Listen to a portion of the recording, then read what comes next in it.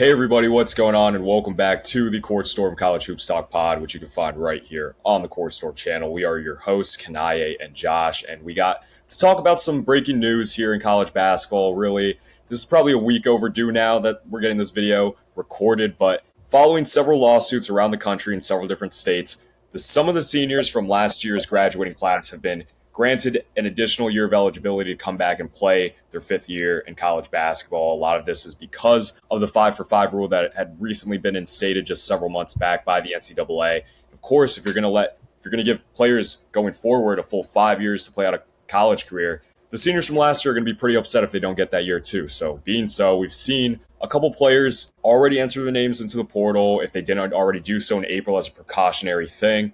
We've already seen a couple guys commit to new schools that find themselves in that kind of situation right now. So it's a lot to take in this late in the offseason with what Josh and I thought were already filled out rosters and teams looking like they were going to be completely filled out at every position head to toe. So a lot to get into on our personal thoughts regarding this matter. But before we do that, just a couple quick messages. First, us here at the Court Storm, we are still partnered with Phorm Energy to tell you about all the great products they have to offer. Whether you're someone who's an active gym goer or someone who just needs to stay energized, First Storm has the best fitness, apparel, and supplements in the game. And definitely be sure to check out their full website in our description box below, where we're going to be plugging the link, as well as just engaging with the videos. Anything you can do really does help Josh and I in the long run trying to be able to grow this channel and get more people to see what we put out. So whether it's liking our videos, subscribing, or just telling other people about what we do here at the Court Storm, everything really does go a long, long way. So let's get right into it. On the topic at hand today, Josh, I'll turn to you first. Just what are your immediate reactions? I know we're about a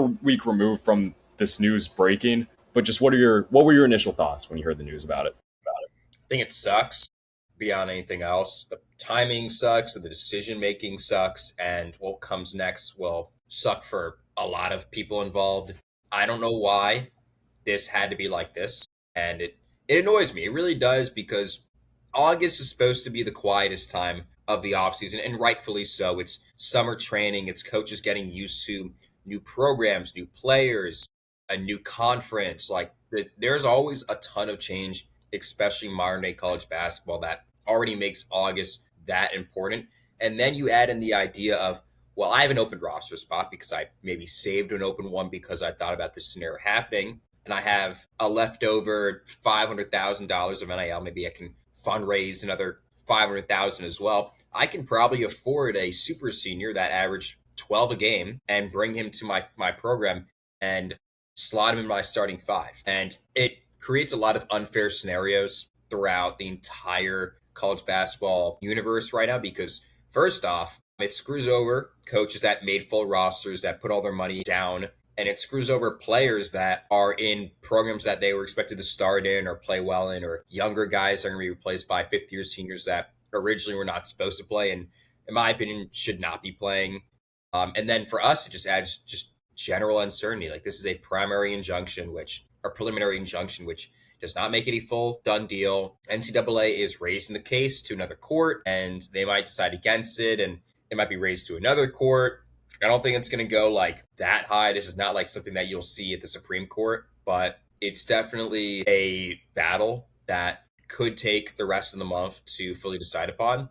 And there's a good chance that after all these guys commit and get their NIL guarantees and we get rosters going, that the courts say no. And we have to start back over again. And all these programs that had open roster spots that waited and maybe or even pushed guys behind are now going to have to start at square one in September. Right. I just think there's so many implications with this being allowed, where I think the number one thing you have to be mad about is just the timing of all of this. It's coming in August, when if you were going to grant the seniors from last year eligibility, it probably should have been at the conclusion of last season or before the 5-for-5 stuff became a real thing. And now I forget who reported it, but there's talks that if just across all college sports, not just basketball, but they're saying that if you are to add a player to your roster that did not enter the transfer portal in that April timeline, when, you know, all the rest of the players around college basketball did, and then they found themselves as one of these seniors that just graduated and was trying to get that fifth year to come back and play this upcoming season, they're talking about suspending the head coach of that program for half the year, which if that ends up coming to fruition, that's definitely something that's going to play a major factor into whether or not these programs choose to bring in one of these returning seniors to college basketball. So I think that's a big thing to consider. I think another important thing to consider is you talked about how now this is going to take away opportunities from incoming freshmen, players that were expecting to start this year and maybe will not now because a program might look to bring in a caliber of a player like a Donovan Dent or a Xavier Lee, a Jackson Kohler. And I feel for the players that are going to lose that opportunity to get more playing time because of that. And you can't fault the seniors that are trying to come back and play that fifth year because, I mean, how can you fault them? They're trying to capitalize on their probably largest opportunity of their lives to financially be compensated for their name, image, and likeness, considering that most of these guys probably won't end up being NBA draft picks and will have to go overseas and play professional basketball outside the U.S. But I do think that for programs like a St. John's, for say, where you lose a Donovan Freeman to an Achilles tear during summer practice, you can go out and potentially land a guy like Keyshawn Hall, who I know they're definitely going in on heavy and are one of the favorites to land Keyshawn Hall right now. So I do think there are some good things to this, but there's definitely a lot of confusion that has been caused by these court rulings that have allowed these graduating seniors to come back and play for their fifth year. No, 100%. That's honestly a ton of good points right there. And it sucks. It really does suck for really very few people actually get away with having a good time here because even the fifth year seniors that get back and on the starting rosters can play in competitive teams, they're not getting the NIL money that they would have originally That's expected. true. That's Like true. a lot of these high level guys, and we're going to definitely mention a few names, but I'll mention Mark Mitchell, for example. Mark Mitchell played great in the SEC. He has great experience. He played at Duke originally. He has like a great scoring apparatus. He can honestly lead a team this year. Could be an All-American guy if he's good at putting a good spot. That right there is a 2 or 3 million NIL guy. He might not even make $1 million. Right. He really might not make $1 million, and it sucks because he's going back in purely for the hope that he can one improve his draft image, which I don't know if another year is going to really do that for a lot of these guys, and two, get more money. And $1 million is pretty good at the end of the day, but that's not guaranteed, and it's not guaranteed that you're going to get the program you want because if you were in the portal early or if they had done this in May even, then there'd still be money sitting around, there'd still be roster spots, no one's getting screwed over. And it's just a pipeline of just somebody gets hurt and then it moves down to the next person, or the bench gets pushed down, the coaching staff has to work harder to fit a high level score in their roster. Programs have to find money where they originally didn't have any, or have to go into next year's money to pay for a guy if they want to. And it won't lead to good scenarios. It really, really won't, in my opinion. And it's hard to find a good angle here because part of me does want to like this. It's great that we're getting 100, 150 so good players back. Like a lot of these guys, like 50 of them are probably good, high major quality guys that could average 10, 15 a game, be all conference, something of that level. In a year where we're not getting as much talent as last year, that's awesome. Like we're not going to get the freshman class. We're not going to get as good of a senior class as we did last year as well, for the record. I'm glad to have that. The problem is that, and as me and Kanaye both put here, the timing is horrific. It could not have come at any worse of a time. And I generally don't think that, given how slow the courts typically work, especially in cases like these, we're going to see an immediate acceptance or change. Like this is something that will be occurring over the course of this month. Yeah, I completely agree. I mean, just the timing, I think, it hurts everyone here. It hurts the programs. It hurts the coaches that are, have to figure out whether or not they want to bring one of these guys into their program. It hurts the players, like you mentioned, a facet I didn't even think about this topic, just regarding how these players are probably worth in the current landscape of the NIL market. A lot of these guys are worth $2 to $3 million, but they're not going to be making anywhere close to that because so many programs have already exhausted most of their NIL budget towards the players that are already on their roster. And now you think, okay, what's Will Wade at LSU going to do with most of the players that are currently quote unquote committed to LSU ineligible right now to play? And I doubt a lot of these guys are going to end up being declared eligible to play this upcoming year. So definitely a lot of it's yeah. Go ahead. It's going to benefit. I mean, LSU's definitely the big benefit here. Right. I would say programs that lost players like St. John's, Gonzaga. Right. I mean, Gonzaga's already reaping the benefits of this. And It's annoying. It's annoying to say the least for everyone in general because even at those programs, like take Gonzaga, for example, yeah, that pushes down a younger guy, a freshman perhaps, that maybe not justly was put into the role of point guard, but now they not only don't get that chance, but their coach basically turns around and says, "You're not ready for this. I want a professional in, and you have to sit in the bench for another year." It like this is going to make for a ton of transfers, even at programs that don't have roster spots that will have coaches just sitting around thinking, "Damn, I really should not have hired. I should not have brought in this guy." It's going to change a lot of moods in a lot of programs earlier than it ever should. Like you're going to have guys in their programs that are thinking the entire year that they're replaceable. And it's not going to look good. It really will not look good next year because this won't happen again. Fortunately, we're not going to have people getting grandfathered in at the exact moment that it is now. But the ramifications don't just last for this season. There's going to be a continuous belief from a lot of guys and a lot of programs that are, especially programs that are getting in these super seniors, that they're replaceable talent for the time being, which that sucks. That just sucks to say out loud. Right. I believe the official ruling in question is that players from the class of 20, the graduating high school class of 2022, are going to be deemed eligible as long as they have not signed any professional contract overseas or an Exhibit 10 contract with, an NBA team or an NBA franchise, I should say. You mentioned about how it could be tough bringing in a new player into the fold this late into the offseason, heading into the preseason of the upcoming college basketball season. But I do kind of want to talk about some of the big names that fall into this category right now and where you think they best fit if they, ultimately do get granted eligible for sure and ultimately choose to transfer somewhere else. We've already had a couple commitments go down, such as Darian Williams just today on the day we are recording this Friday, August 7th. Darian Williams is headed back to Lubbock, Texas to play for the Red Raiders and Grant McCaslin. So, I think the fit there is quite perfect. Do you think any of these other graduating seniors that are returning for a fifth year, do you think any of those guys, the big names, can fit into a program and fill a role the way Darian Williams is likely going to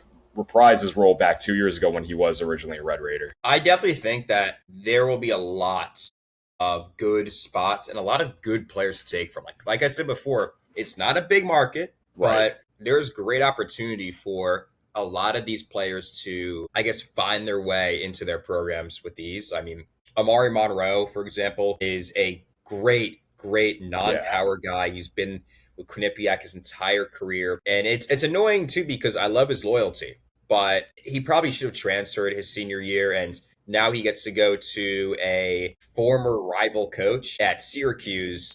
Right. And I think he's going to shine there, which is going to be a really big boost for a program like that. It's on the bubble. I mean, Gonzaga getting Chauncey Wiggins and Javon Bennett and still looking out for Diamond Den, Xavier Lee really puts them in a national championship contention that they were originally in before they lost Kale and St. Cyprien. Williams is going to make Texas Tech look as good as last year, if not even better. And I think the board's definitely open for a lot of these like role players. I mean, Jalen Washington to Tennessee, Chendall Weaver to Houston, Malik Ewan to Oregon, RJ Godfrey to Arizona. Like, there are program elevating guys that will definitely play big roles, and then there are the big fish.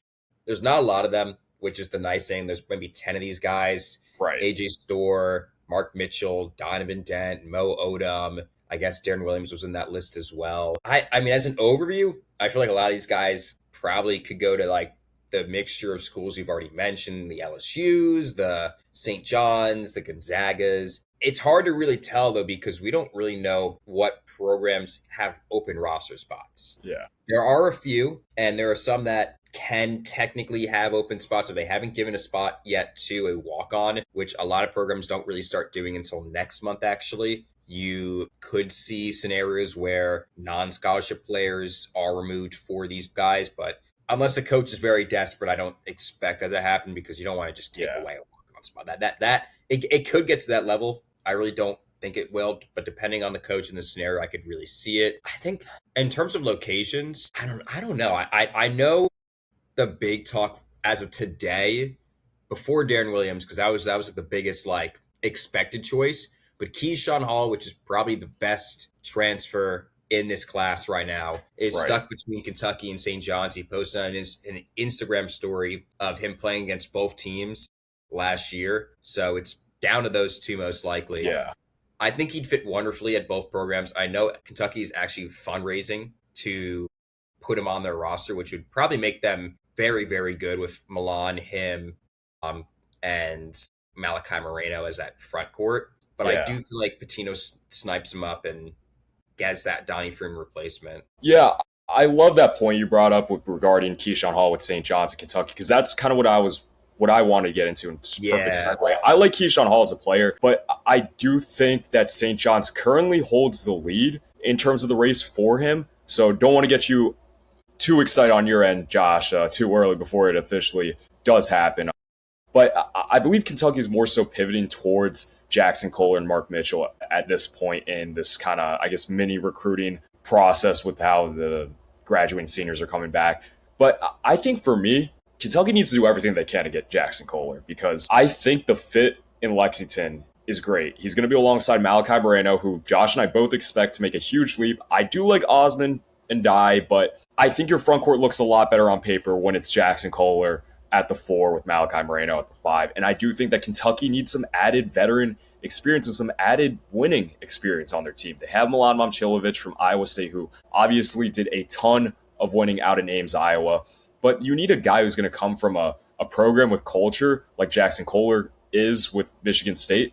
And I just think what he does on the floor and just being a physical bruiser down low, he can step out and hit the 3 ball at a really high clip for a big man.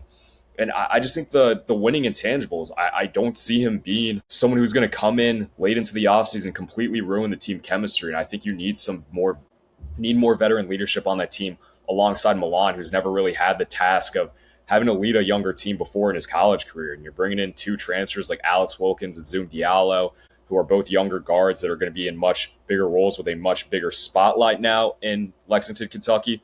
And I think bringing in a guy like Jackson Kohler to pair with Milan Momcilovic is just a great veteran core to have to lead your young guys. And honestly, I think make Kentucky a potential Final Four candidate if that guard room does end up working out between Diallo and Wilkins. So I think Kohler to Kentucky needs to be something that Mark Pope and the rest of the staff at Kentucky prioritizes. But I could also see him landing Mark Mitchell. I think that would be a great add to have as well. He, cooked Kentucky when they played in the SEC tournament this past year. So I'm sure that memory is still very fresh in the minds of the Kentucky coaching staff. So I think either way, you can't really go all too wrong with either one of those guys. But if I'm Kentucky, I'd probably lean towards Kohler, because I think Mark Mitchell needs to be a little bit more ball dominant in order to be at his ceiling. But I think, going back to St. John's, they land Keyshawn Hall. To me, that's a great replacement to come in after you lose Donnie Freeman to an Achilles tear heading into the season. So I think there's a lot of great spots that are still open despite how late it is, and with the most rosters being primarily filled out. But I think a lot of these graduating seniors that are coming back for the 5th year are going to end up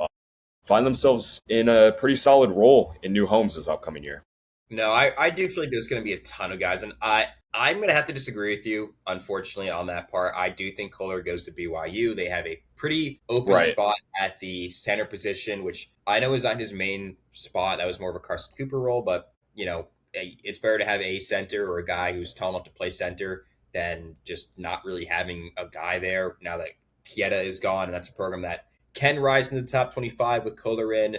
I do think Mark Mitchell would be great at Kentucky. I didn't really think about him too much in locations. I thought he was more of an LSU guy. And it's hard to really say because a lot of these guys don't really feel like LSU guys at all. I mean, AJ Storr and originally Donovan Dent were good options for them. I could see Sellers in LSU as well. But there's definitely a ton of choices here. And not everyone has fully put their names in or we've received full news on, because you can still do it if you haven't signed a contract. And that does include some NBA players or some drafted guys. Right. Braden Smith has formally announced he's not going back, but Richie Saunders, I will say, has not said no. He hasn't said anything. I should say that as well. And given the way he ended his last year, it wouldn't be overly surprising to see him return.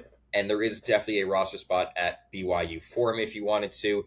I don't think he would do that necessarily because he was a pretty high-rated second-round pick. But to my knowledge, he has yet to sign a contract full-time. So I don't exactly expect to see him doing anything at that level. Beyond the players we have talked about, though, am curious more on the Donovan Dent, Xavier Lee stuff. Yeah. Those guys were both tied to Gonzaga. They got Javon Bennett. They got Chauncey Wiggins. I still think they might have a third roster spot open, which is crazy to think about, but they lost two roster spots and probably had another just sitting around that they were considering giving on to a walk on. I think if they can get either Lee or Dent, which they definitely still have space for that, considering Javon Bennett's 5'11", I don't think he really even needs to start, if you're gonna ask Yeah. me. That could put Gonzaga in a top position. I don't really know who the better choice is because Dent was highly inefficient and really needed time to adjust to Power Five and also gave up on his career and retired and now wants another chance. And I just don't know if that's gonna how that's gonna affect him.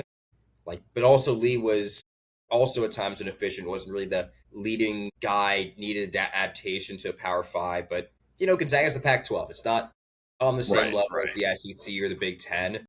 So it could really be any of those guys. Could also be Mo Odom, who a lot of people are going to forget about here. He played really well at ASU and could slot into a lot of PG1 positions at a lot of high major programs if there are open spots for them left. Once again, because of how few positions there are open, I actually don't know if a lot of these guys are going to end up going to the programs they want. Like we really might see some high level guys go mid major just to Yeah.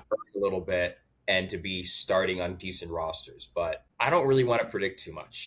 Once again, we don't know the full scenario, and my Right. personal thinking is that I don't think this is going to last. I really feel like the higher courts are probably going to be pressured more into dropping the case here, and it will create a pretty big domino effect because all these programs that are just about to start paying these guys, just about to start having them on summer training rosters are going to now have to turn around and start again, which is going to make a whole new issue. But in general, it just really sucks. Like there's no other way to put it. It just really sucks, and I wish these guys the best, but Yeah. no one's getting what they want. No one's getting what they want. Right. Yeah. Just the timing of all this, and now that the fact of these players' fates on whether they can play or not next year is in the hands of the court. It's a lot to unpack. It's a lot to process, and of course, we don't know what the deal is going to be if one of these potentially returning fifth-year seniors who enter the portal this late rather than back in the April window. We got to see if there's any repercussions for the programs that do roster some of these guys, if there's any repercussions or penalties that are thrown down on the head coaches. So it's definitely going to be something to monitor, and it's definitely going to be something that both Josh and I keep you guys updated with regarding our thoughts as this entire situation continues to unfold. But that's pretty much going to wrap up all of our personal thoughts on some of these recent court rulings that have given some of these fifth year guys eligibility to come back and play college basketball for another season. But until the next episode, we'll see you all next time.